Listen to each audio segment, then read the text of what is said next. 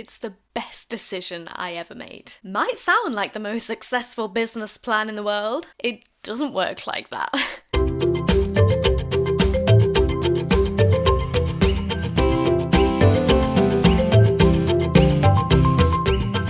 Hello and welcome to the Musician Diaries. My name is Sam and I'm a full-time self-employed independent musician, and in this video I'm going to show you how you can become one too.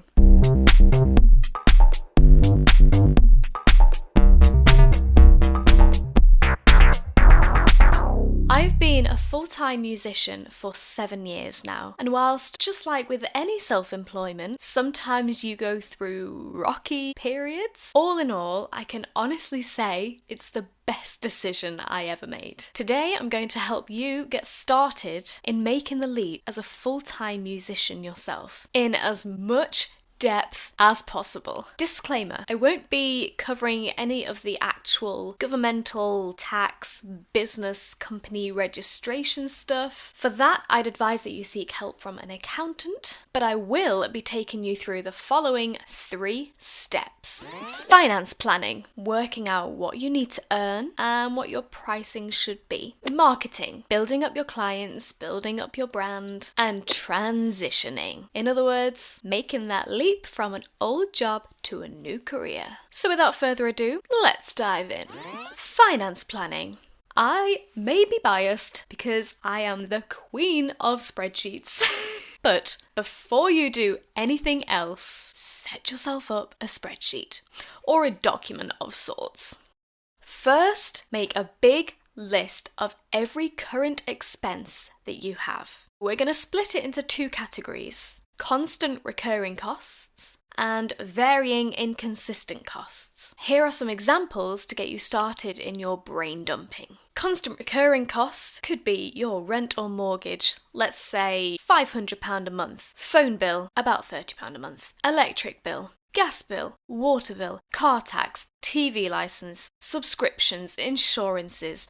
These are the regular outgoings you have every month where the price doesn't change. Your rent will always be the same. Your insurances will always be the same, at least for a 12-month window. Maybe your electric or gas bill is different every month, in which case that might instead fall under the varying category. And in the varying inconsistent category, we have things like food shopping, fuel and transport costs, clothes, entertainment and leisure, household items and furniture, health and medication, gifts, etc. These are the things you don't spend the same amount on each month. This one is a little bit harder because these expenses will be very, very different each month. But I want you to try and work out an average of what you spend monthly. Once you think you've covered all of your monthly outgoing costs, think yearly. Maybe your car insurance comes out annually, or some of your subscriptions are annual. For any annual expenses, divide the total cost by 12 so that you get an average monthly expense. Then, once you have all of your expenses listed, I always recommend that you add on another minimum £100 onto the total,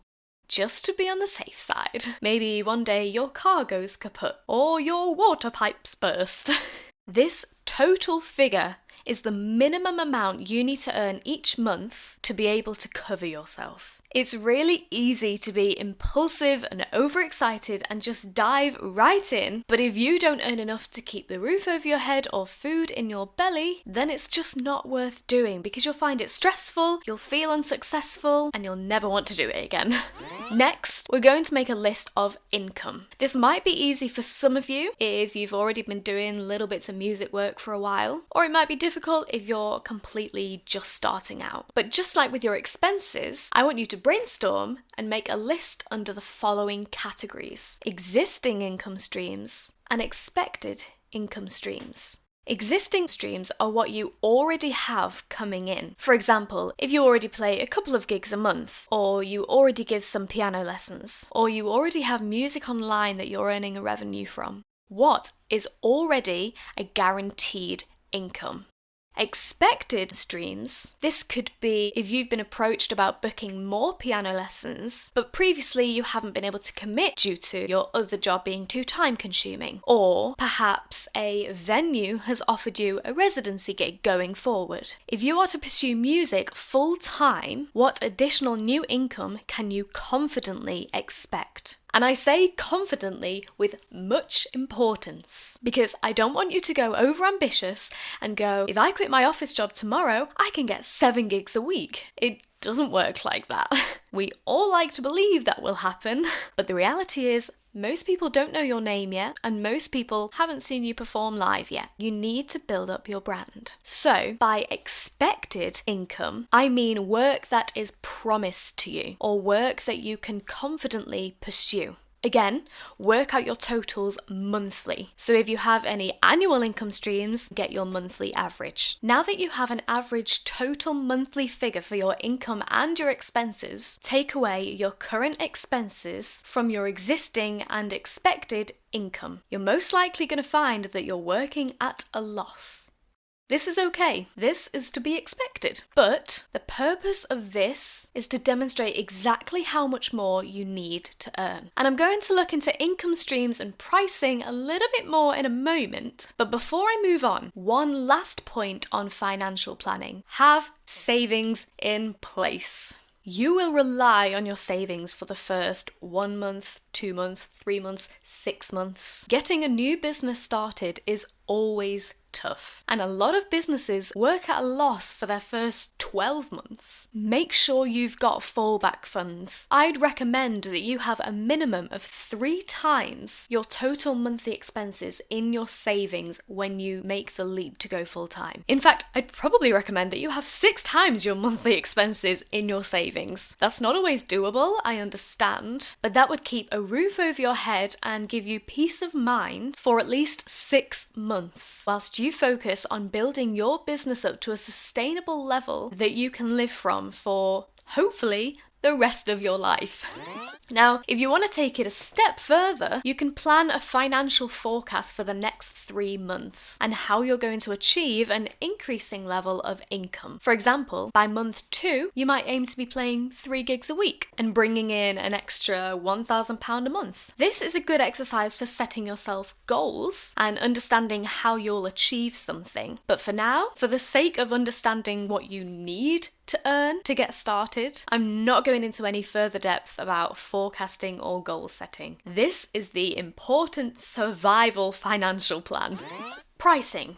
Now that you've got a list of your existing income streams and your expected income streams and an idea of how much money you're going to need to make, it's now time to explore your income streams a little bit further. So firstly, decide on what your main income streams are going to be. It could be gigs, writing music for others, teaching, live streaming, anything. With regards to lessons and teaching, do some research. Lesson costs tend to be advertised, so you don't even need the awkwardness of asking someone what they charge. But consider all of the expenses that come with teaching. For example, do you need to hire classroom space? Do you need to buy more instruments for the students to practice on? Do you need to buy study materials? Also, map out your time. Whilst each lesson might be 1 hour long, some might overrun, and you'll need time to prepare materials before and after each lesson. So booking 8 1-hour lessons back to back might sound like the most successful business plan in the world, but that will soon become impossible to manage. Be realistic. With regards to gigs, you might be best getting started with cover gigs. Unless you've already built yourself up an established reputation as an original artist and you've got a pretty good following already, there's not a great deal of money in original gigs. And they're also harder to get. They're mainly tour support slots that many other artists are also applying for. And often they're just a share of ticket sales or a pretty low budget. So they're kinda unreliable too. In terms of what to charge for a cover gig, ask around. Ask what other artists are charging for a standard set length. Start the lower end of the spectrum, work your way up. Don't undercut yourself. but don't overcharge either. Once you're getting plenty of work for that fee, and you have a group of reliable contacts that you can message anytime for a gig, you can consider slightly upping your fee. And you might find, quite often, that venues will try to negotiate with you. And to that I'd say, know your worth, don't let them take advantage of you, but also consider the opportunity cost. Because sometimes it's worth the compromise to play the gig for a smaller fee if you think it's going to get your foot in the door with future work, or you're going to build a good relationship with them. Just weigh up each opportunity. There's no standard formula, there's no right or wrong answer. You have to be the judge of each scenario. If you have a good paying gig next week, maybe you can afford to do a smaller paying gig this week if you think it might lead to future work. And one final point on the gig front, it's a good idea to have your own sound system, especially if you're going to up your fee too. Because a lot of venues don't have their own sound system and won't want to pay an artist that much if they may have to hire a PA system in too, or they could just hire another artist who's got their own PA system. Weddings are good to get into as you can charge a little bit more for them, but again, you'll need your own sound system for a wedding because a lot of wedding venues don't have their own. Another thing with weddings is you need to be very polished. You can't be unsure of a melody that you're singing, or you can't be unsure of the chords, because everyone will be silent and focusing on the happy couple. So it's a lot of pressure, but I personally love weddings. There's just always an amazing vibe at weddings. Moving on, I think it's good to have multiple income streams, but also be careful not to spread yourself too thin, especially when you're just getting started, as it's easy to just say yes to everything and to underestimate how long things take. For example, you book 3 one-hour piano lessons in the daytime and 1 2-hour gig in the evening, but you might need 15 minutes to drive to the classroom, 15 minutes to prepare before each lesson, 15 minutes leeway in case each lesson overruns, perhaps 30 minutes to make notes or grade work after the lessons, then you need to allow 30 minutes for lunch and dinner, then you might have a 1-hour drive to your gig venue, you'll need 30 minutes to set up your equipment, to play the 2-hour gig, then another 30 minutes to pack down your equipment, and another 1-hour drive home. And suddenly, it's been an 11 or 12-hour day, you're exhausted, you've not eaten properly. Schedule wisely. Alright, so I'm going to move on from financial planning. Next, let's look at how you can get your name out there.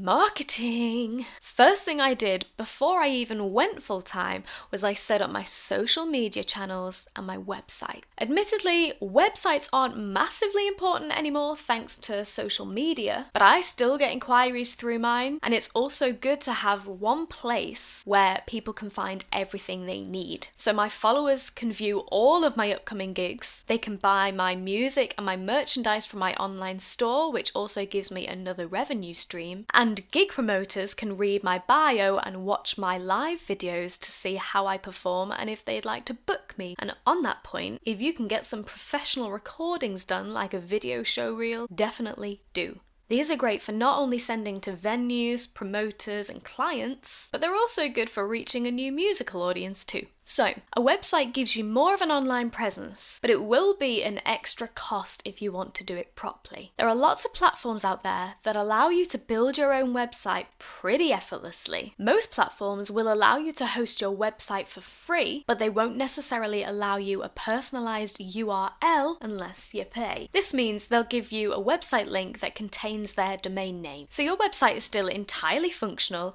entirely accessible. It just doesn't look as professional when you type it into your URL bar. For example, it would look like samlionmusic.websitehost.com rather than samlionmusic.com. If you wanted your own website link, you have to buy that, and usually you pay yearly for it. They're not normally too expensive, but have a little research and see what deals you can find. Once you own a domain name, you can also set up an email too. So your email could be info@samlionmusic.com instead of samlionmusic@gmail.com. Not that there's anything wrong with this. I used a provider like that for many years just to get me started without paying for anything. But now that I'm further along in my career, it just looks a little bit more professional, in my opinion, to have a bespoke email, but it's not completely necessary. Definitely set up your social media channels and keep them up to date. Branding is So important. I understand there are so many platforms out there nowadays, you don't need to be on them all, but it's good to have a presence in as many places as possible, just so people can find you on their preferred platform. So set up a Facebook page, set up an Instagram,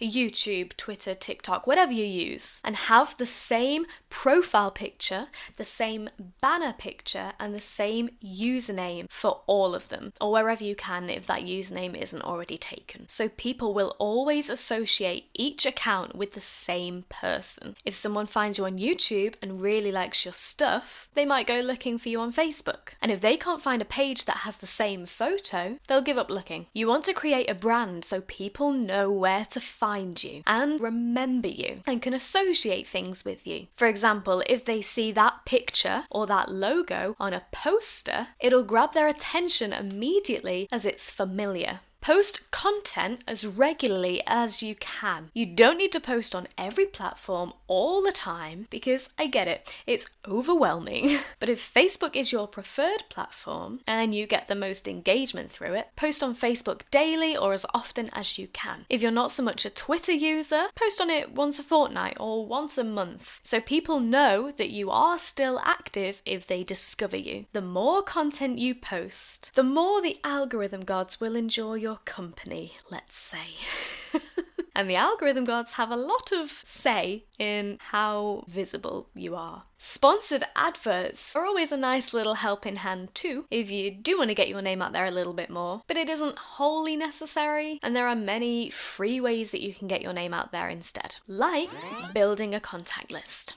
In terms of gigging, one of the first things I did when I was ready to take the leap, and something I still do now if I have quiet periods, is I jump onto Google or Google Maps and I make yet another spreadsheet of every venue in the area, every restaurant, every pub, every bar, every wedding hall, every music venue, everywhere. I also checked out other musicians' gig listings and made a note of all of the places they were playing at. And I found contact details or social media channels for all of them. And then I reached out to them directly. And my message would simply be something like this.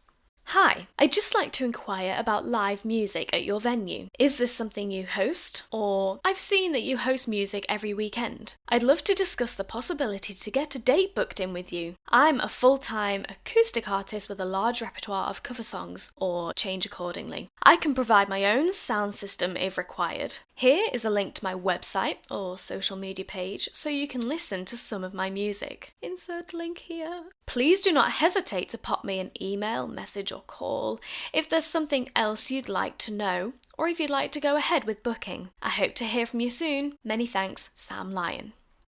Now just a heads up, you might find that a lot of places don't take the bait. From a list of 10 venues, you might only find one that gets back to you. So while this might be a lot of work, you're starting a business and that is going to be a lot of work. You need to build up your client base before you can expect to have clients. But direct contact like this got me a lot of work in return, some of which became repeat clients that I still work with now, 7 years down the line. Don't be afraid of picking up the phone or sending that first email. People need to know about you. Agencies. This next point, whilst it may not feel like traditional marketing as such, if you're looking for gigs, agents are good to get in with because they have a constant stream of available work. With most agents, you're not tied in, so you can still source your own work outside of the agency. If someone is asking you to be exclusive to them, I'd probably suggest you reconsider their offer, especially if you're at the start of your career, because you want as much work as possible. And if once you sign up to this exclusive deal, they don't offer you as much work as they said they would, you're left in a bit of a pickle. But granted, again, judge each opportunity as it comes. It may be worth it. Most agents work on a commission basis, so they take something like 15%. Sometimes they'll just tell you what your take-home fee will be. Sometimes they might ask you for a quote. And if they do ask you for a quote, be sure to ask them first if they add their commission on top of that quote, or if their commission needs to be factored into whatever you quote. If it's the latter, then quote a little bit higher than normal to make sure you're covering yourself for paying their commission too. Some agencies work on an annual fee basis, so you pay the initial fee and then keep the full amount from whatever you quote for any gig throughout the year. Advertising.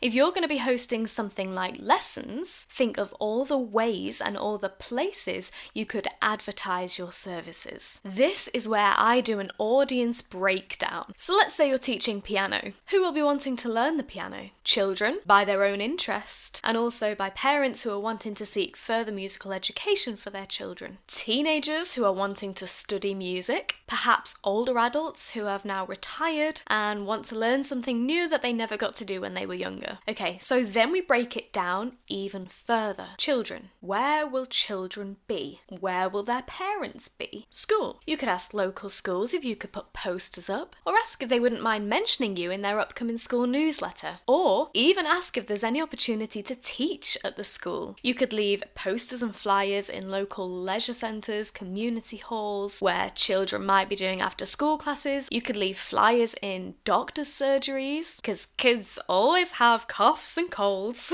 and when the parents are sat there waiting, they'll be looking for things to read. Where else could you find their parents? Supermarket notice boards, cafes, particularly online groups. You'll really benefit from joining local online community pages or forums. Post in there. Introduce yourself. Say something like, "Hi, I'm a local piano teacher, and I just wanted to let more people know about the lessons that I offer. I am based in Music Hall 1 on Music Lane. I am qualified or have a music degree or can play up to grade 8 or have 3 years of experience, and I can teach grades 1 to 10 or a range of styles or a range of ages. Students are or are not required to bring their own instrument. My prices start from, say, £15 an hour. If you have any more questions or would like to inquire about booking in a lesson, please feel free to pop me a message or contact me at info@samlyon.co.uk. Many thanks, Sam Lyon." So think of your target market, think where they'll be, and then advertise accordingly. So now that we have our financial plan and our marketing plan, next is the big one: transitioning. Leaving your old job behind and pursuing music full time. And the first thing I'm going to say is trial run. If you have another job, I'd recommend exploring the option to go part-time first rather than just straight up quitting. If you can't go part-time, see how much music work you can fit in around your main job. This is what I did 7 years ago. I had a full-time office job, and in the meantime, I was building up my gig bookings. Over the course of quite a long time, I built up my bookings from 1 a month to 1 a week, and then 2 a week, and then 3. Gig bookings didn't interfere with my main job because they were in the evenings. So yes, I would end up working 15-hour days quite regularly, but I built it up to a point where I knew I was getting enough work to justify leaving my main employment. I tracked my income and I knew what I needed to earn. Disclaimer, be careful how much you earn in addition to your main job, because if you're earning a total of over a certain amount, you still need to pay tax on it. I'm not being held responsible for people getting in trouble with tax things.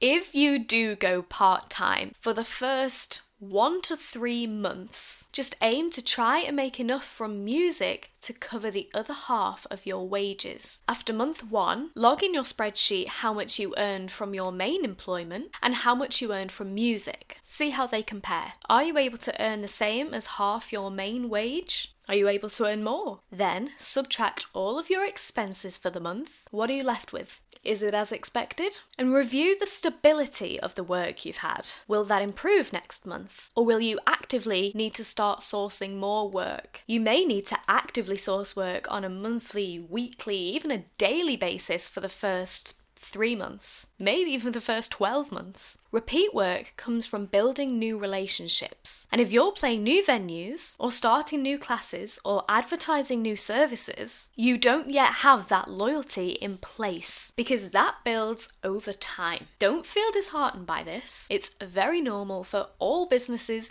even outside of music. Obviously, once you do decide to go full-time, you will need to register as self-employed and complete your annual tax returns. You can choose to do this yourself, or you may decide to use an accountant, which would incur another expense, so be sure to log that. I personally use an accountant. I log all of my finances every month and then send them to my accountant and he does the rest. But there you have it, your 3-step guide. Well, more like a 30-step guide, but your in-depth guide to becoming a full-time musician. I hope this has been helpful. And if you have any questions or you'd like me to touch on a particular topic in more depth, let me know in the comments. Thank you for watching. Good luck, whatever you choose to do. And I'm glad to have shared this part of the journey with you. See you again soon. Bye.